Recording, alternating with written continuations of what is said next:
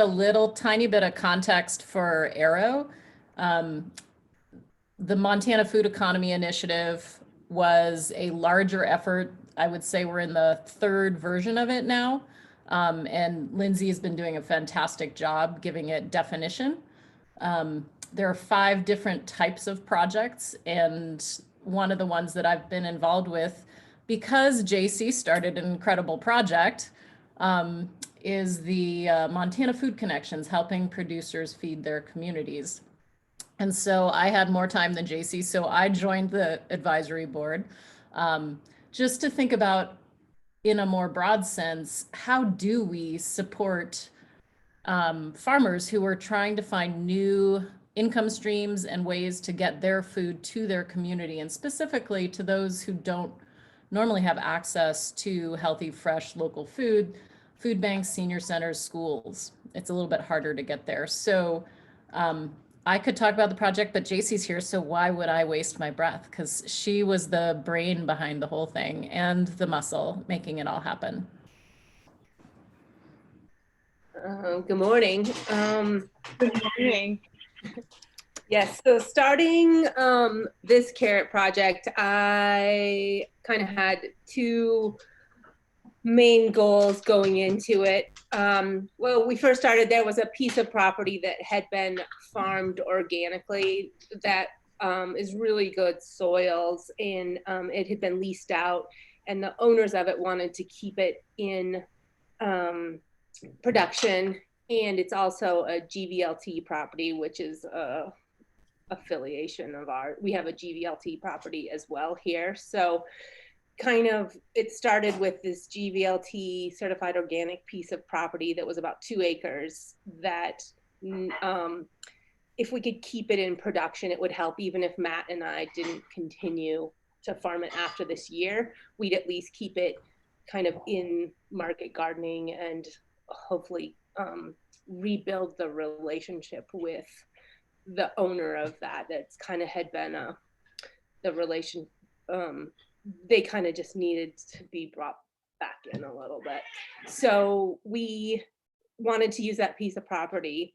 And then after COVID, I had started in March, I really was scared about the food system and how much food was going to be available for people. And knowing that, you know, Matt and I can only do so much on our other property, and we kind of have to sell that for a certain amount for it to pay for our property and everything. And then I really wanted to bring people together.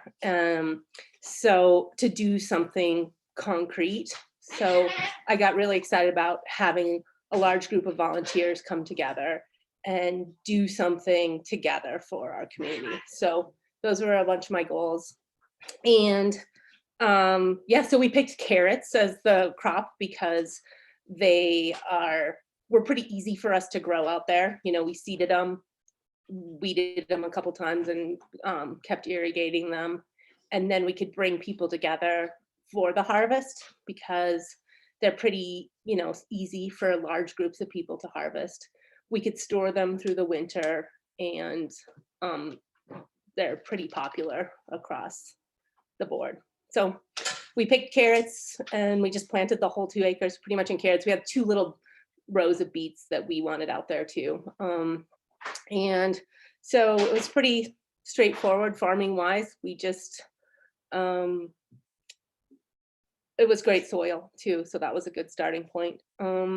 So we just farmed them for the season, and then I partnered with Lyra at the food bank, and she brought volunteers, put a volunteer slot at the food in the HRDC website, and I think the number is 180 volunteers over 4 days came out to pick the carrots, and that really, for me, is I mean, taking the carrots to the food bank is great now, but I love seeing that many people out there working together and getting excited about something they hadn't really participated in. I think we got a lot of people that aren't our normal community come out there and pick carrots and be really excited about it.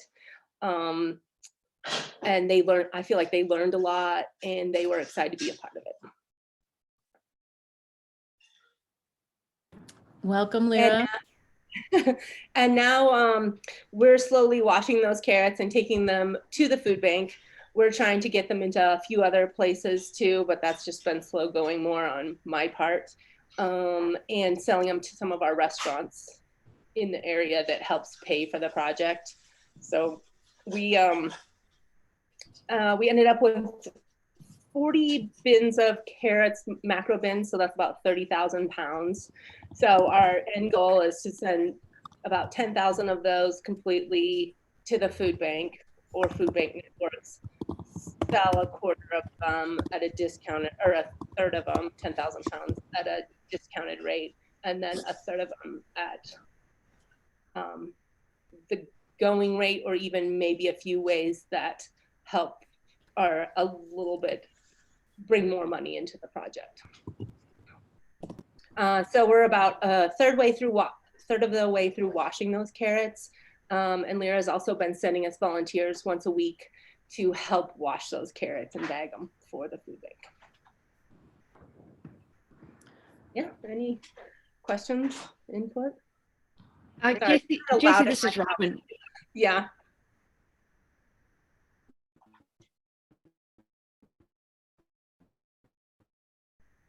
Can you just share what GVLC means, So, if I have the acronym correct? Oh, GVLT is the Gallatin Valley Land Trust. Land Trust. Thank so you. you said it was a certified land trust property? Well, it was certified organic, and Oh. it has a land trust conservation easement on It has an easement on it. Just on the 2 acres? Or is it part of a bigger easement? It's part of a bigger Okay. easement. Yeah. Yeah, so it could grow into something bigger, but. And then you said that, so you're selling them to the food bank at a discount, or are they all being donated to the food bank? No, the food bank ones are completely donated. Yeah, and then, so what's the project that's selling them? Is you have a nonprofit, or is it your business that's selling them to the restaurants, or? It's just under our business, Gallatin Valley Botanical. Okay. So it's kind of a hybrid with all these volunteers and then your business. Yes. It's interesting. Yeah. Wow.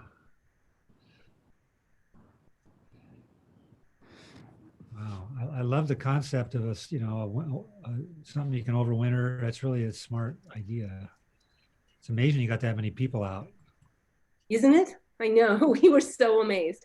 We started with we had 3 slots a day. We started with 20 openings in each slot, and they just filled all up. Like the last day, we probably had 3 slots of 30 volunteers. And it was a big enough plot that this is Matt, everyone who doesn't know my husband, Matt, who he can talk about, we had to do fencing and irrigation and of the project, and he headed up all of that.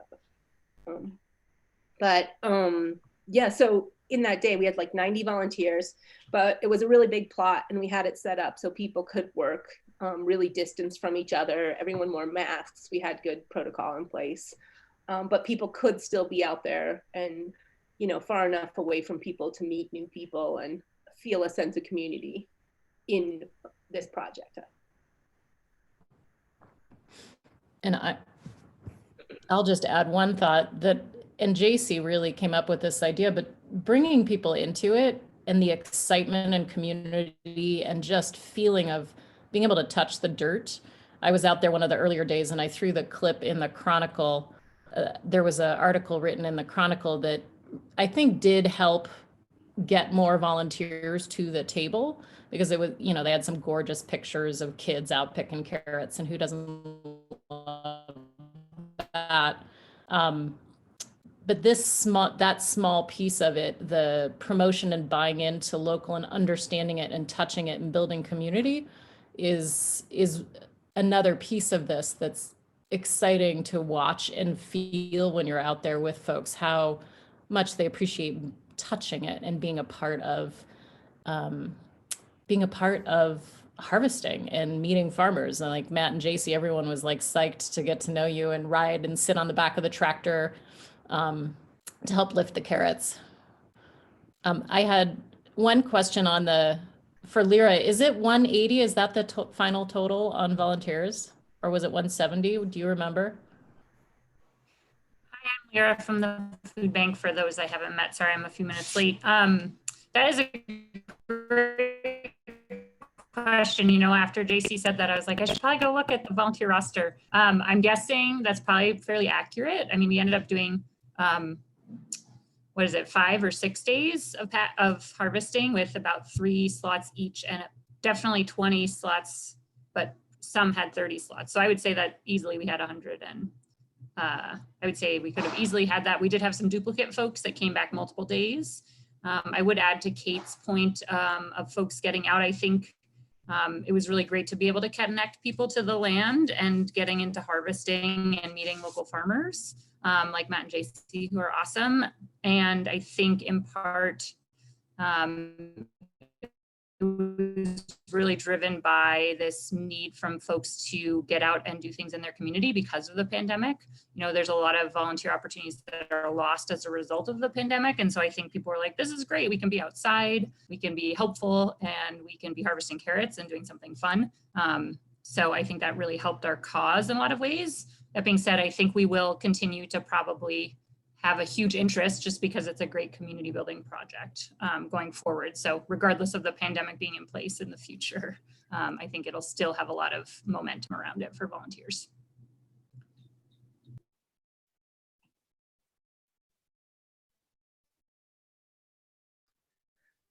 I would say in moving this project to other communities, you know, if we want to use this as a pilot project, really thinking this, which we knew was going to be an issue, but we just figured we'd deal with it as it came up, the storage issue, where you're going to put all that produce if it's such large amounts.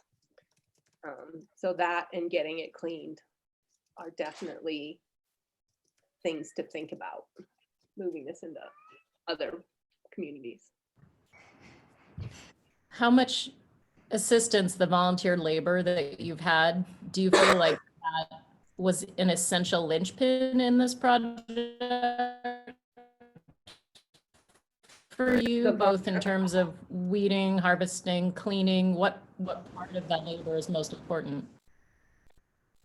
You know, first thing, or the most important thing was the harvest, and we were lucky enough to be working ground that did not have a large weed bank. So keeping them clean through the growing season was not a major issue, but it's a big consideration.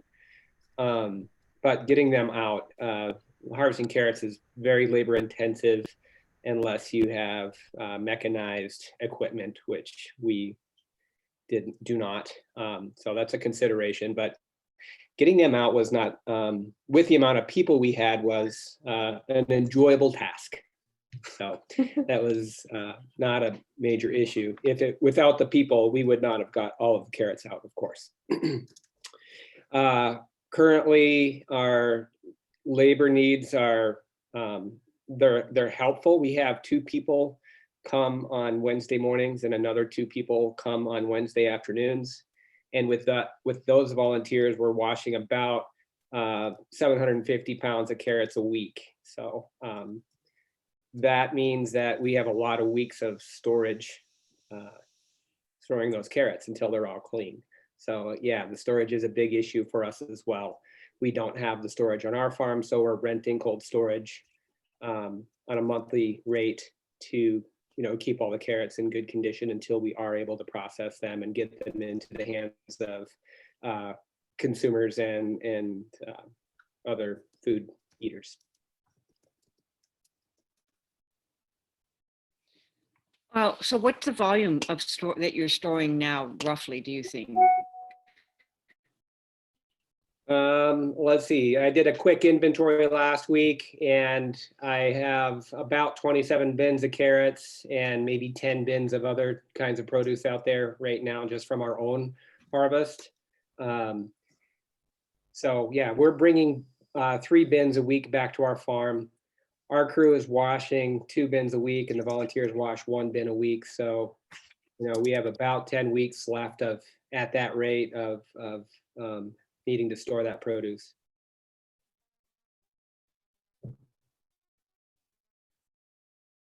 Mhm. In an ideal scene, larger volume more frequently?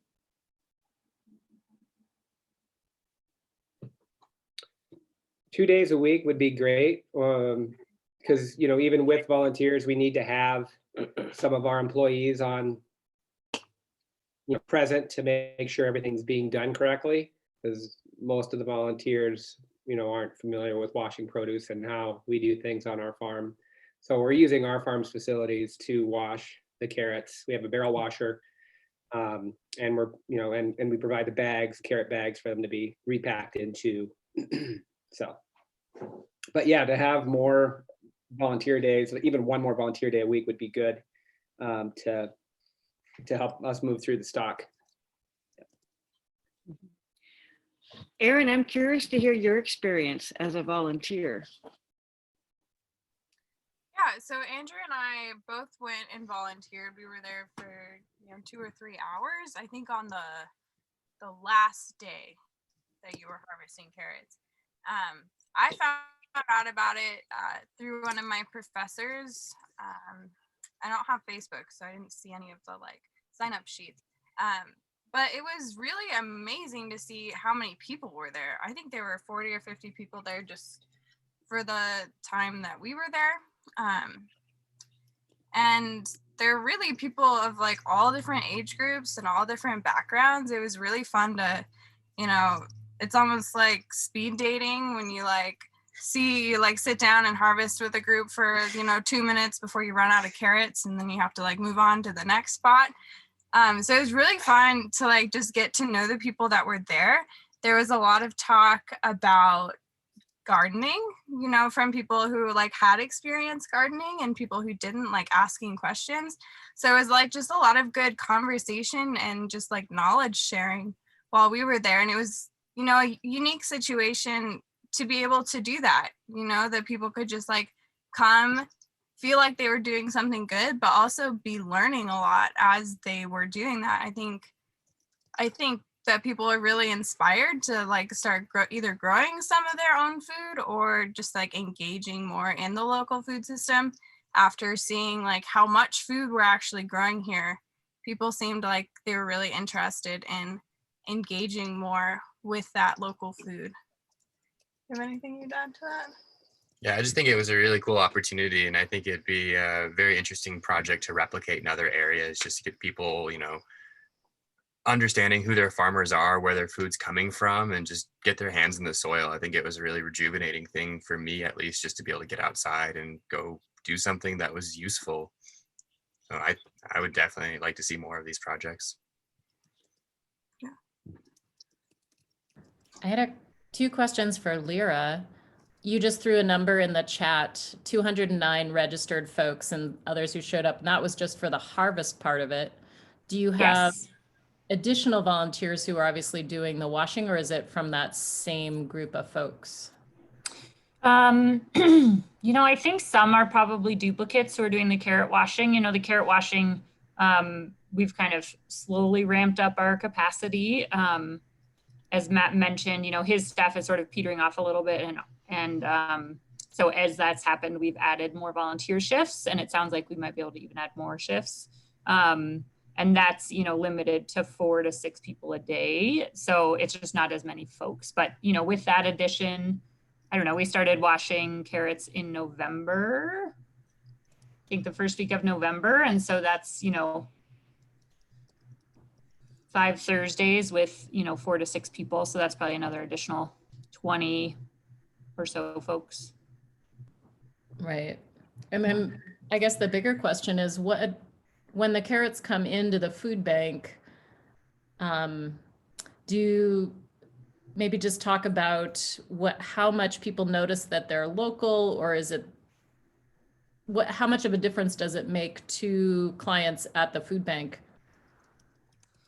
Yeah, well, so right out the bat, we had a lot of press. I know Kate shared the Chronicle story. We also had some TV slots. And so I think that drove a lot of interest in the carrots. So, you know, the first week we were harvesting, we had people showing up at the food bank saying, oh, can I get carrots? And we were like, yes, we really want you to get carrots, but we haven't harvested them yet. So they're not quite ready.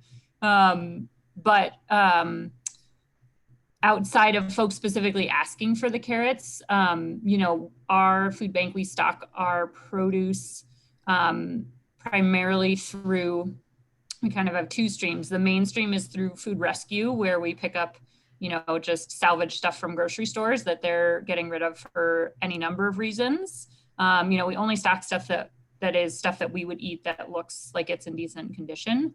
And then the other food stream we get for fresh produce is through the TFAP program, which is the Temporary Emergency Food Assistance Program, which is through the USDA.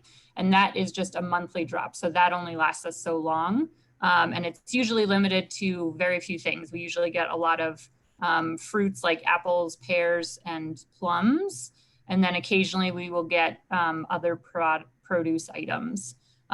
So having the carrots from Matt and Jacy, not only are they a great local product that's super fresh, but also it just ensures that we have an awesome product to put on our shelves and share with our customers. Without that support, you know, they just, depending on the day, they might not get produce. Our produce intake kind of fluctuates pretty drastically, and especially this time of year when we don't have local growers sharing their harvest with us. So it's a really awesome product to share. Thanks, that's good to hear. I feel like too, next year, being on it, we could harvest just a little bit earlier, and that would make the weather a little nicer for all the volunteers. But it also could mean we could wash large amounts outside, which is a lot more efficient than inside. So you could even, if we planned it right, we could harvest more the beginning of October, and then maybe, and we're not really using our barrel washer much at that spot time either for our business. So you could almost have like a week of volunteers come and wash and get through almost all the, I bet you could get through all the food bank carrots, like 10,000 pounds of food bank carrots in a week outside with a good system. Yeah, I would think you could do 12 to 1,500 pounds a day if you're outside versus, you know, 700 or 800 pounds a day inside. So it's a lot more efficient. Do they store as well washed as they do dirty? Yes.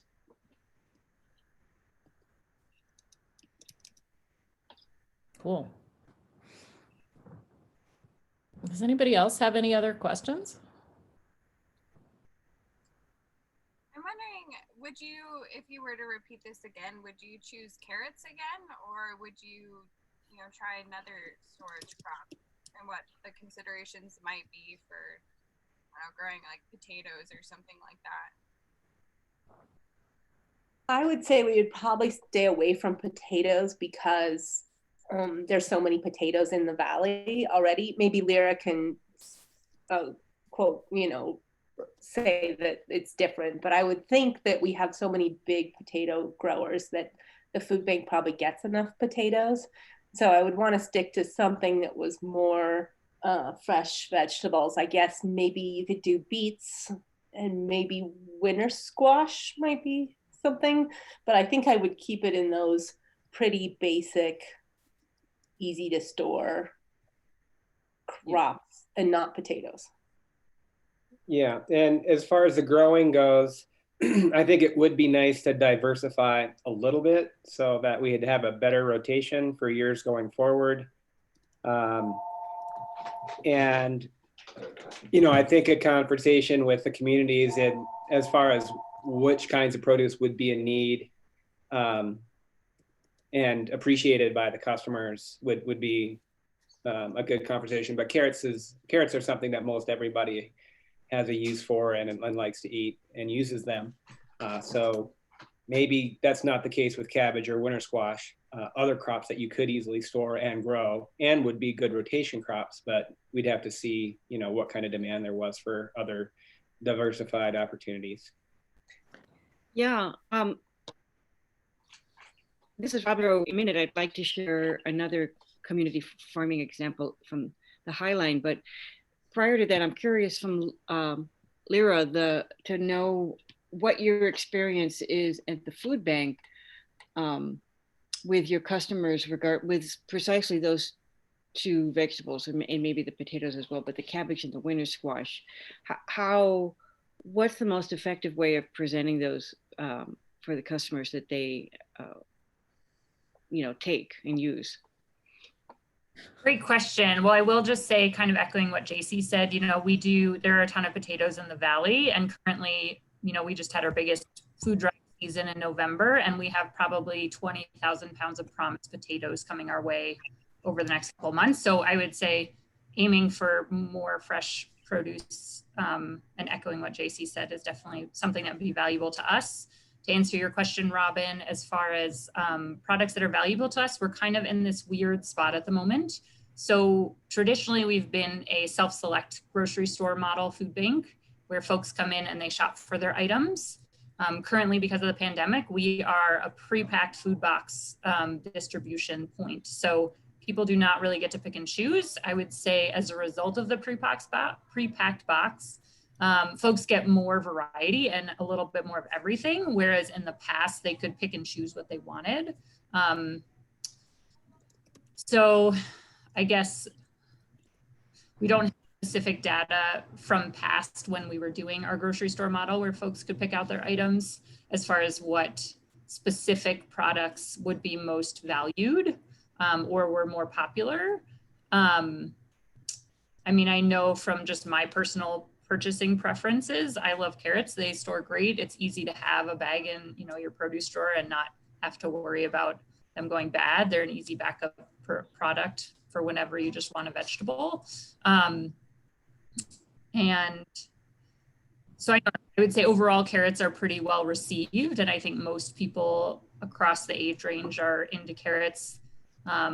Outside of those folks, we do run into issues with homeless people and with elderly folks who have just mouth issues regarding, limited teeth or pain or other things that mean they can't eat fresh carrots. But there's, of course, other ways to eat carrots that make them super soft and easy to eat regardless of where they come from. So yeah. Does that answer your question, Robin? Well, I was actually more interested in like cabbage and squash. Like how popular they would be. Yeah. Mm-hmm. Yeah. I would say probably squash would be fairly popular. That's also a great storage product that's easy to have on hand. Cabbage, I would say maybe is hit or miss. If we're packing the boxes, we can kind of give people whatever we deem, whatever we have. And so we don't get as much choice. So as a result, my hope is that people are getting exposed to more things they wouldn't normally try, perhaps. And, because of the pandemic, that will certainly impact our future distribution model. So I'm sure there will be things that we take from that the model we're currently using when we go back to our normal distribution of people shopping. Mm-hmm. I guess I don't have a good solid answer. Yeah, I'm just because in our conversations, I've heard, sometimes I suspect you have the same issue that lots of food pantries have is having customers who may not know how to process the food or feel like they don't have the time or bandwidth to process it, and trying to find that balance. Yeah. I just wanted to share very briefly about a project that happened on the Highline this summer. Had a lot of the similar intentions, Jacy, that you were describing, and was run differently and I think likely less successful in some ways because of that. So this was in the Hinsdale area, and there was like many places, there was a concern about how do we feed ourselves and provide food security for our community, which is pretty isolated this summer. And one community member had some acreage, and I don't know the amount of land he had, but let's say, I don't know, quarter of an acre, half an acre, I don't know what it was. And it was just in pasture. And he said, hey, I'll till it and get it ready. If other people will start seeds, and let's plant and farm for the community. So the community can help manage it, and then we'll harvest it, and then we'll all have food for the coming year. So, so it was just kind of, it was a group idea. It did have a high weed bank in the soil because it had just been pastured for, I don't know how long, a long time. And it didn't really have a very good coordinator. It had a lot of enthusiasm in the community at the start. And so, you know, one other community member went and made sure they got all the seeds and distributed seeds for, you know, somebody started squash, somebody started whatever, you know, so everybody was very enthusiastic with the seed starting and did a good job getting their seeds started and planting them in the spring. And then when it came to managing the water and the weeding, that really didn't have a clear coordinated effort and became quite an issue in the course of the summer. I think the farmer who had the land did the watering, but the weeding was a big issue. And then it turns out they planted summer squash and not winter squash. And so, you know, there were just all sorts of learnings that way. However, they were able to get a good harvest of onions and carrots and potatoes for them. And so in that way it was a success, but in other ways it was, it felt frustrating among the participants because they didn't have a coordinated way to distribute. They hadn't been very coordinated in distributing jobs and responsibilities. And so I appreciate the value and the work that Jacy and Max put into making this work. Because that's significant, that growing, you kind of said, well, and then we grew them, you know, but that's a significant effort to make the outcome as successful as it was. Yeah, I think part of our success was that we just took all the things people were already doing and just worked together. Like we just grew it. Then we talked to Lyra about volunteers and, you know, coordinated with some other people. The Gallatin Valley Land Trust helped bring in people too. So I think that's kind of a good way. It's like people are already doing the jobs, but you just work them together differently. I guess to maybe put some detail into the growing part of the carrot operation for us, the field was about a few miles away from a weekly drop-off point that we have for our commercial produce anyway.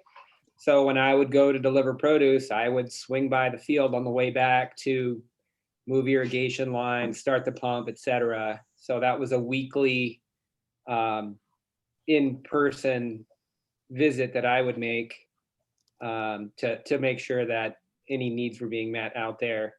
So that was nice that I was dropping by on a regular basis. We did get some volunteers to help build a deer fence, which is something that you can't ignore. If this happens elsewhere, it's critical to have a deer fence around a vegetable field. And we did front some of the costs for that, and we did get some donated items for that, for the fence.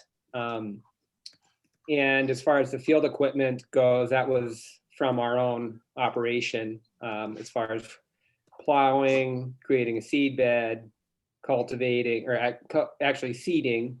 We use mechanized seeding equipment and cultivating the property. We did that mechanically as well as by hand.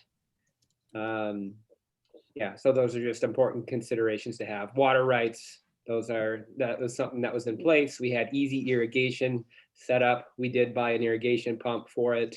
But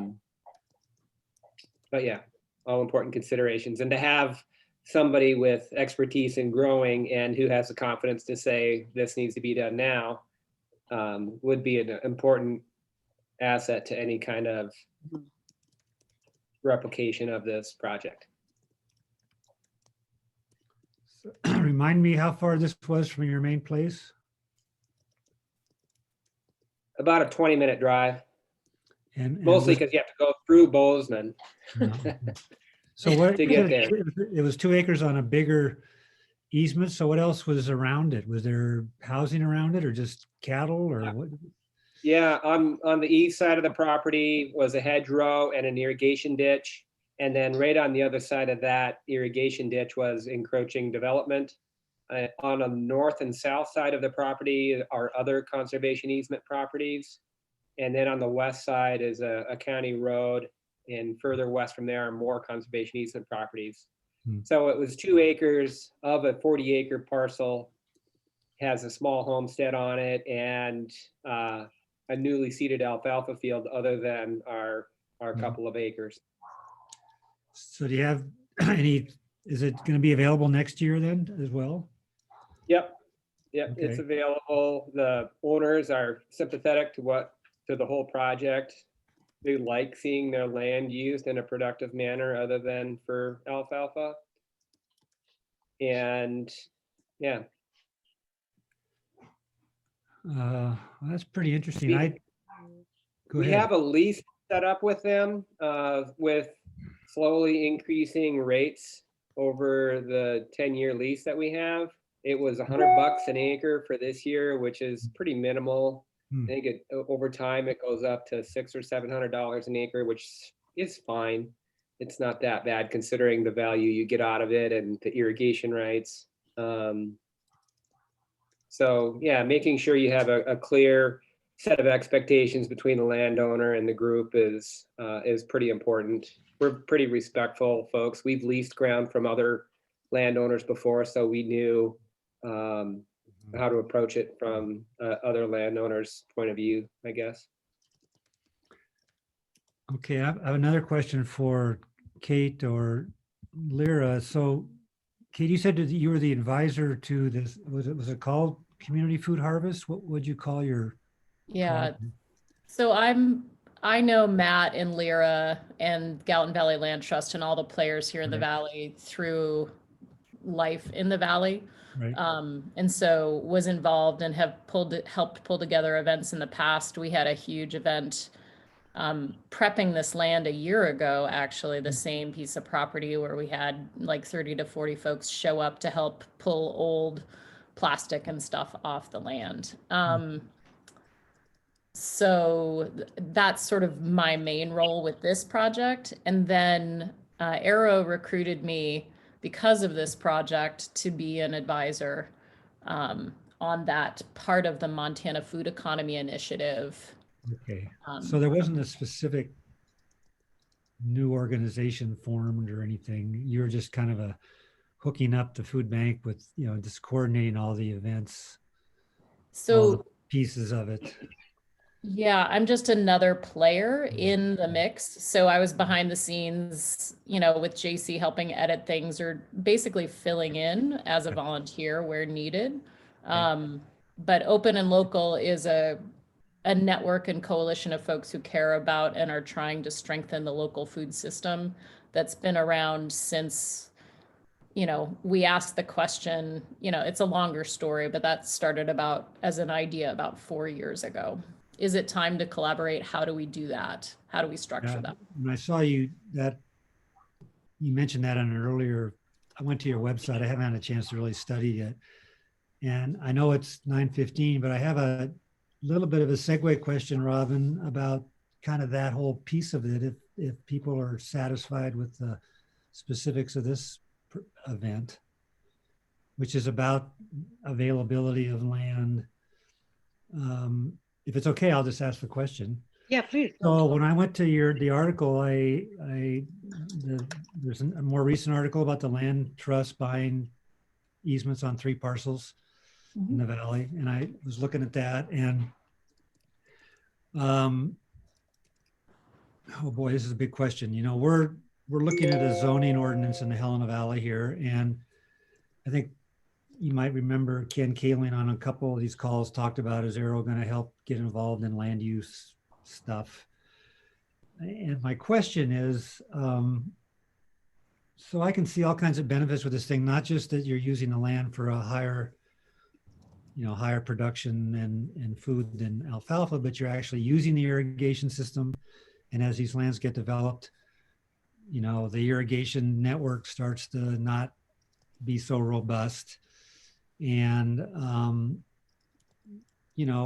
Gallatin Valley is lucky to have the money to buy these easements. We have a little bit of that money here, but it's going to bigger properties that aren't necessarily food, you know, they're big hay or cattle operations, or some ways they're more view shed easements than they are production easements. So I'm sorry Bonnie got off, because I'd really like a session somewhere down the road here on best practices for preserving the opportunity to grow food locally.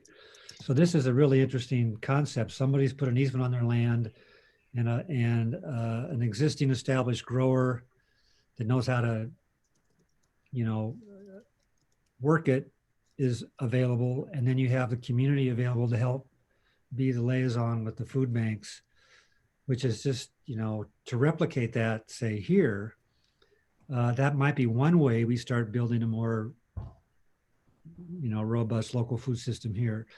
You know, I think when people complain or are concerned in Helena, we don't necessarily know which direction to go. I mean, I think all you guys that have fought land use planning in the Gallatin Valley know you can't just go out and expect the county to say you can't develop this because it's agricultural. You have to find all these other ways to do it. So big question, and probably a whole nother series of phone calls, but I just think that what I heard from you today gives me some new pieces into that conversation, and appreciate it. And it just looks like the money, I mean, even on that article on the easements, you know, you had other partners coming in with money, the Natural Resource Defense Fund and stuff. I mean, it's not easy to get the community to protect this on their own. Yeah, I mean, I'd be happy to chat at some other time about this as well. I know we're wrapping up on our time. It is complicated. Land trusts have a lot